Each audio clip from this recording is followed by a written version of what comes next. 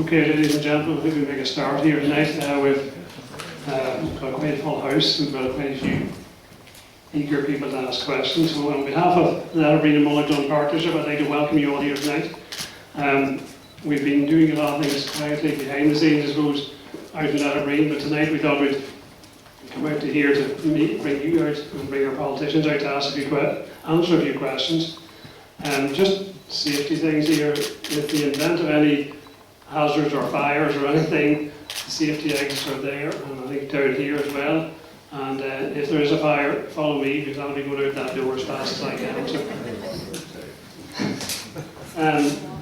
Just as a prelude to the main night, this is what we normally do in Lough. We're just a cross-community group out in Lough Erne.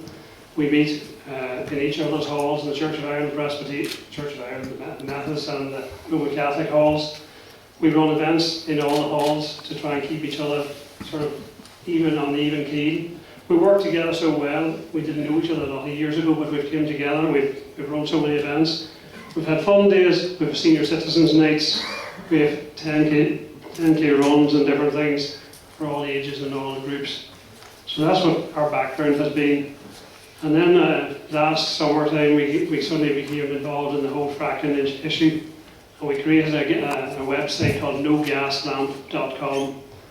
And I know up on the top right, you can see Beyonce. She didn't actually appear now on Marlbank one day, but we put together a Facebook. We have a Facebook site as well, and that became really alive. Notices and things are done. And we've kept it alive by doing graphics, which has shown that. Then you can see we had a meeting up on the top left in the Lough Erne Church of Ireland Hall. We had somewhere like 250, 300 people that night from both sides of the community to show that this whole fracking issue is not political. It will affect every side of the community. So we thought we'd bring it there.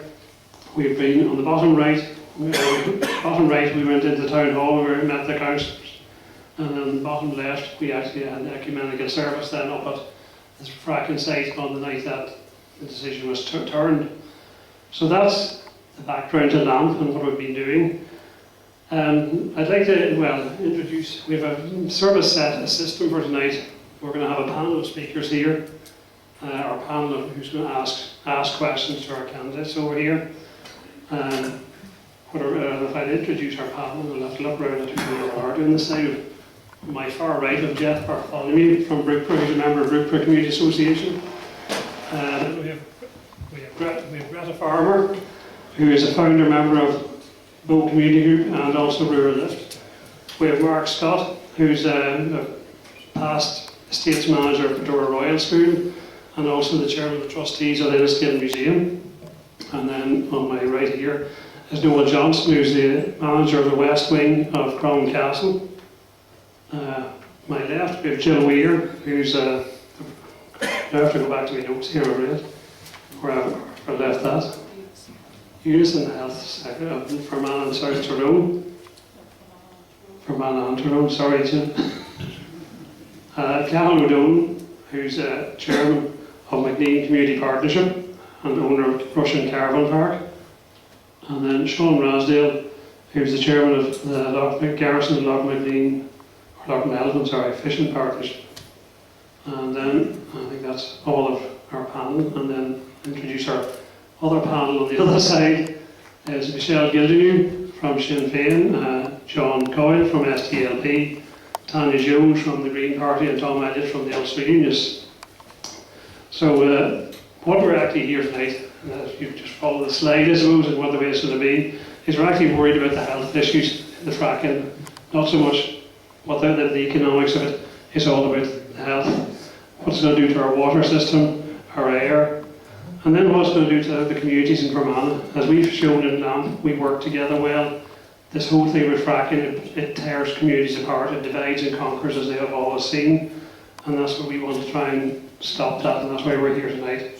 So one of the rules for tonight is we want to respect each other's culture, so we don't want to sort of raking up the past in questions or whatever. It's purely one issue. It's fracking. It's nothing else. It's nothing to do with any other issues that the politicians or might be doing or whatever or anything else. So it's just that. We're not trying to, as you see, no interruptions, no scoring of points. And I see this whenever I say stop. When I say stop, you stop. So we've got so many questions here. We've got sections to go through. We've got questions, and then we will open it up to the audience. So maybe without further ado, we'll start with our first section. And I think it's Tom White, who's from Belcrew Frack Free, and he's going to go through that, and then we'll have a few questions. Okay, thank you, Trevor. Good evening, everybody. The licence, first of all, a few months ago there was a picture on the internet. We didn't know whether it was a black and blue dress or a white and gold dress. It's the same with this licence. We have people telling us it's not a licence for hydraulic fracturing when hydraulic fracturing is plainly part of the licence. So, to my mind, I'm in the firm category. It is a hydraulic fracturing licence. European legislation and other legislation transposed says that the minister must take account of the methods used before issuing licences. Now, the problem with hydraulic fracturing, as we know, there have been many issues in the US because that's effectively where it started. And we've had problems with air, water, pollution, and various nasty chemicals, carcinogens. And I think most of the people here are fairly much up to date on some of that research. It'll be covered a bit later on when Eddie does a bit more about this. But the big problem, one of the other issues you see is that we turn a rural area into an industrial zone. I visited Arkansas. Now I had seen plenty of shale gas sites and well sites on maps and on Google and all this sort of thing. But when I actually visited Arkansas and I saw the amount of roads, the amount of other infrastructure, it was all that other infrastructure that really caught my eye. Large truck parks, truck washes, chemical mixing works, gas processing plants, compressor stations, new roads, water treatment works, water injection wells, you name it. This brings a whole new industry to a rural area, and it completely and utterly changes the face of the area. There is a threat to farming, there's a threat to tourism, and we know as well that there's a threat to house values. Again, when I visited Arkansas, the deal was that you took the company's money, you signed a non-disclosure agreement, and you got out. That was effectively what the best thing you could hope for. We know that quite a number of these wells leak.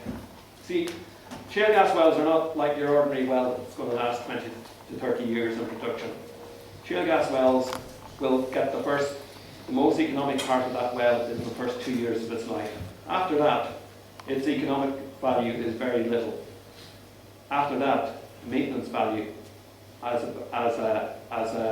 on your balance sheet is looking very, very bad.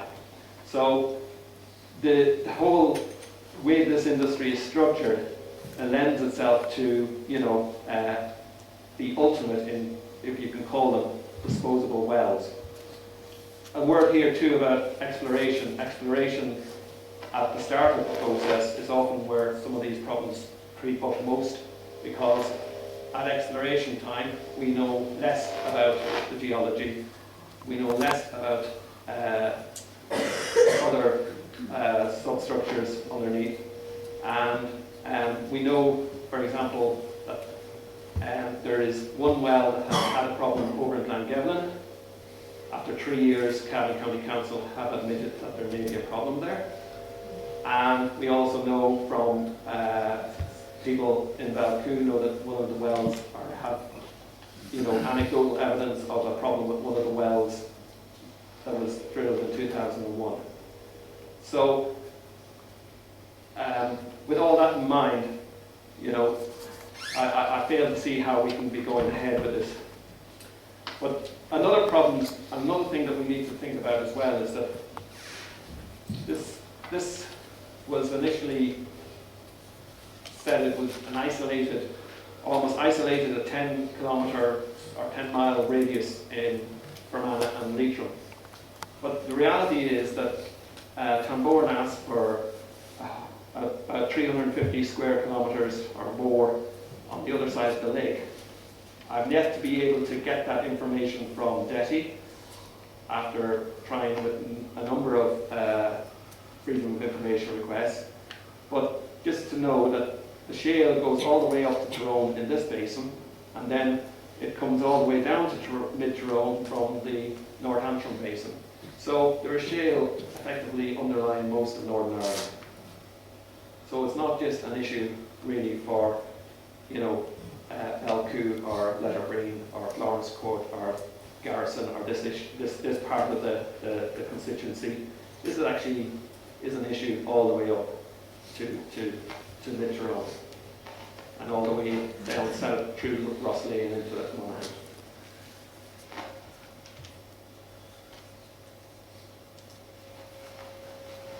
These are, somebody did this manifesto for Westminster, and these are the parties as far as we could determine. And we'll give people a chance to read that and to come back on that a little later.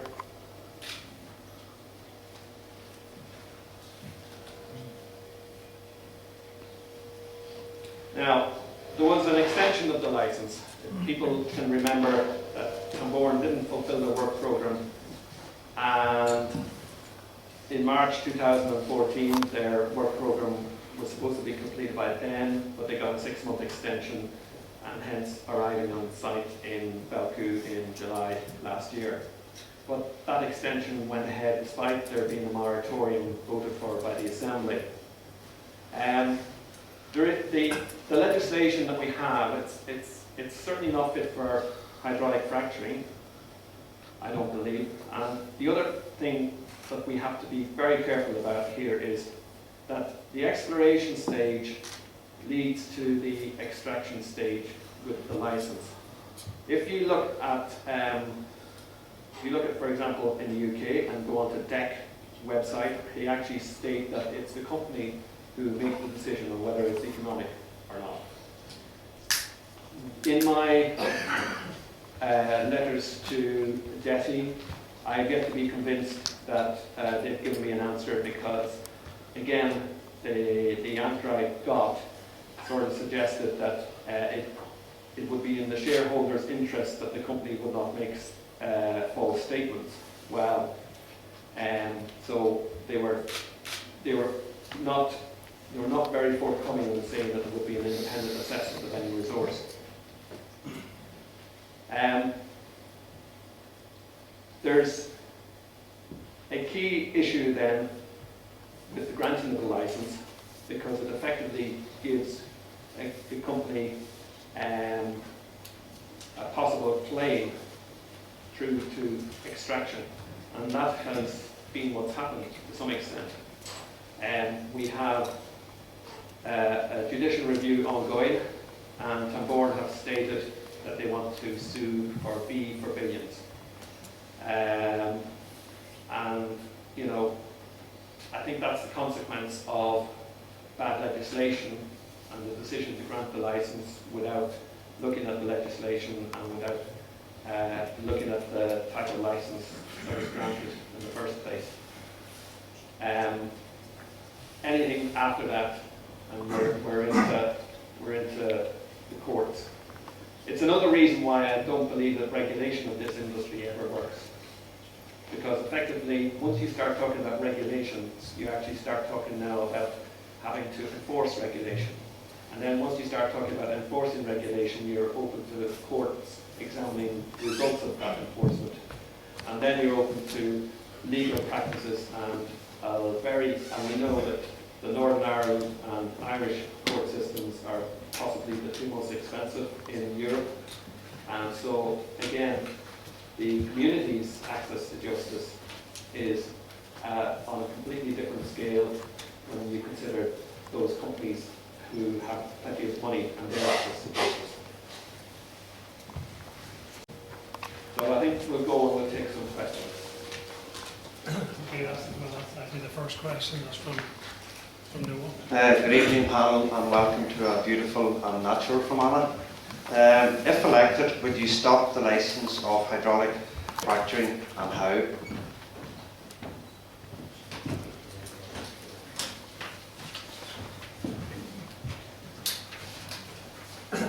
Okay, thank you, Sean. Well, first of all, the licensing of hydraulic fracturing is going to take place in the Assembly. So whoever's elected to Westminster won't be party to that decision. We have seen the Department of Enterprise, Trade and Investment granting the exploration licence previously, and the Minister responsible isn't standing in this election, but we are looking very carefully at the DUP's position on this, given that they hold that portfolio and that they have granted the exploration licence. We've also been very concerned about the whole issue of exploration, and our MEP Martina Anderson has consistently voted in Europe in favour of mandatory environmental impact assessments for both the exploitation and exploration phases, because I think some of the parties have tried to confuse the two, the actual extraction of shale gas with the exploration, which ultimately extracts as well. We've submitted our own amendments to the European Parliament and calling for such impact assessments in order to protect our environment, and I would say that stands in stark contrast to the vote record of other parties who've repeatedly voted against plans for mandatory environmental impact assessments. So first of all, we have to be very sure about this. Exploration and exploitation, as far as we're concerned in Fermanagh and Leitrim, are the same thing, and they need to be treated as the same thing. Tom, in his presentation, and Tom spoke at our Fracking conference back in February as well, and he has mentioned about the issue with the wells in Balcoon. So I think we have to be very clear that where this can be stopped, and we certainly welcome Minister Mark H. Durkin's intervention from a planning point of view, and we thanked Mark at the time, and I want to take the opportunity to thank him again, because that was effective. Just Michelle, I think the question is, if you're elected, would you stop it? Well, the question is, if you're elected, can any of us stop it? And we need to be sure where this is at, because the question is, will you stop the licensing of hydraulic fracturing, and how? I've been the MP for 5 years. I haven't had the ability to stop the licensing of hydraulic fracturing. That's not my gift, and no matter who's elected, it won't be in our gift. So we need to be careful. We're talking to 4 Westminster candidates, but the fact is that the licensing that we have seen and the exploration licence that was given in the Assembly by Minister Foster. Thank you.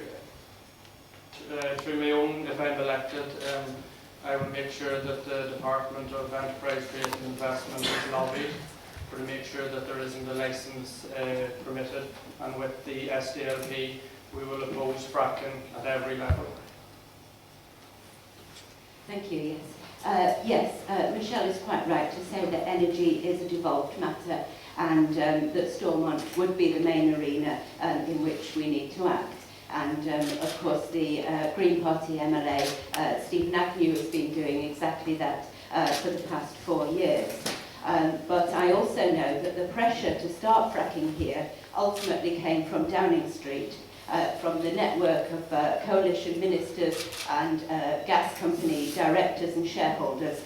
Probably most of you have seen this diagram which depicted that relationship.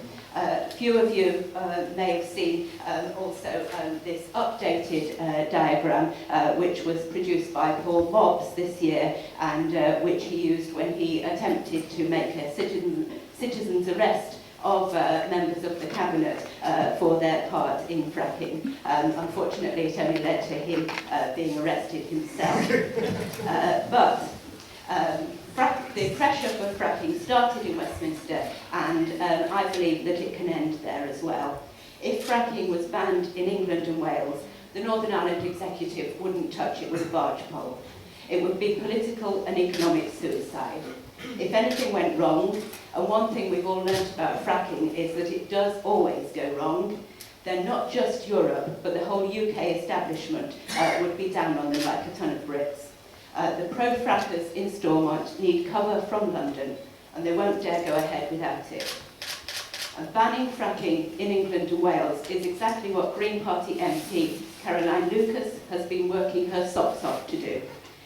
In January, she debated fiercely against the infrastructure bill, which is what allows fracking underneath people's homes without their permission, and she put in an amendment to that to ban fracking.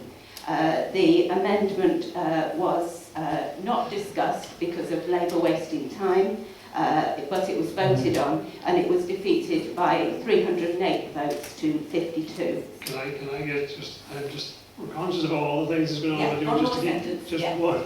So basically, I want to be in Westminster next year, sitting on the green benches alongside Caroline Lucas, working to get that ban in England and Wales, which I believe would lead to fracking being abandoned in Northern Ireland as well.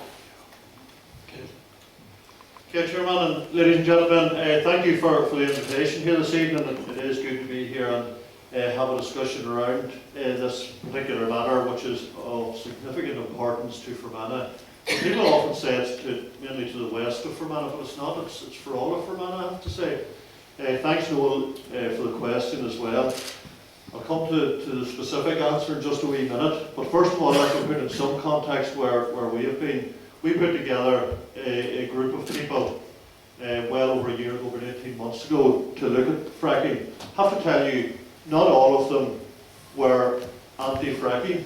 I always think it's better to get a perspective from people. But we came up with a policy then on it, which is clearly reflected in the manifesto, the points that Tom showed on the screen there, which is basically saying that we will not support fracking unless there is a full environmental impact assessment, health impact assessment, and economic assessment. Now, I have to say, people focus on the environmental impact assessment. One of the things that struck us, and we read Minnie's report, was the health aspect of it. And we had a doctor actually sat on our grouping who was very clear on the way forward for it. So that's where we are. How will we stop fracking? I have to say the only way is to change the mechanism for putting licences forward and giving out licences. And I think that is what we need to do. That is what we've already put in some suggestions around that, because I think the issuing of licences need to come to the Assembly as opposed to an individual minister. And I think that's the best way of doing it, whereby it's a collective decision as opposed to a single ministerial position. So I hope that gives you some reflection, Noel, of how we propose to change that. Thank you very much. Our second question on that comes from Cathal O'Doon. Well, possibly a lot of these have covered some of the issues. Do you think it is responsible and fair on people to issue a licence before government policy is formed, health reviews considered, impact on lives and human rights assessed, economic benefits proved, when ultimately, once the licence is granted, it's hard to stop and leaves Northern Ireland open to be sued for billions? Just before we've been given a note here, can we make you sort of limit your time, because we have so much to get through here, so short and concise. And also just to point out to the audience here, we've got two glasses there in front of the candidates. One is not a pint of beer, actually it's a fracking fluid we've made up earlier, or we found, and we're just going to, well, whether they want to try it or try clean water, it's up to themselves. It's definitely irresponsible of any government to grant licences in the manner that was done. It's human lives is precious, and we need to protect them and make sure that anything that is done does not harm anybody's lives. Yes, I would completely agree. As Tom mentioned earlier, the legislation which covers this is completely out of date. Most of it dates back to the 1960s, before we knew about peak oil, before we knew about climate change, before we knew about the whole range of environmental and health impacts. And so it was completely inappropriate and irresponsible, yeah. I think Cahill broadly answered the question earlier anyway, that I would change the process of issuing the licence, and I think that needs to come before the executive, and there needs to be a number of regulatory procedures to go through before you can actually issue the licence and then bring it to the Assembly. And I think that would have confidence in everyone, and have confidence in the system. So just to cut it short, yeah. Thanks, Cahill, for the question. And we, at the conference in February, we had spoken to the Public Health Agency. I'd written to the Chief Medical Officer as well on this issue previously. And I just note when Tom said they got a group together 18 months ago, Sinn Féin have been active on fracking since, I think, November 2011. Yeah, October 2011. So it has certainly been on our radar for a long number of years. It's not fair, to answer your question, Cahill, and it's certainly not fair when the health impacts. It was very difficult even to get a health paper on fracking that the people would stand over. And when Dr. Carol O'Donnell spoke at the conference, it was on that point as well that he talked about the health impact. So the issue, the way in which the ice, people hear me, so I think that's going on off. So yes, we need to change it, but we need to change it right across the board, and we need to change it in Europe. We need to change it here. We also need, because the last point there about leaving us open to be sued for billions. Martina Anderson took a delegation, including people from the anti-fracking lobby in this constituency, to Europe to talk about TTIP and the impact that would have on our future as well, and how we're giving away our sovereignty. Not that, sovereignty is a difficult issue here at the minute anyway, but that we give away our sovereignty, and that companies can sue countries for potentially what they may miss out on. So it really is big business against the most vulnerable. And again, some of the presentations that we had back in February were showing that the people who will suffer most are the poorest, most vulnerable people in the world already. Thank you very much.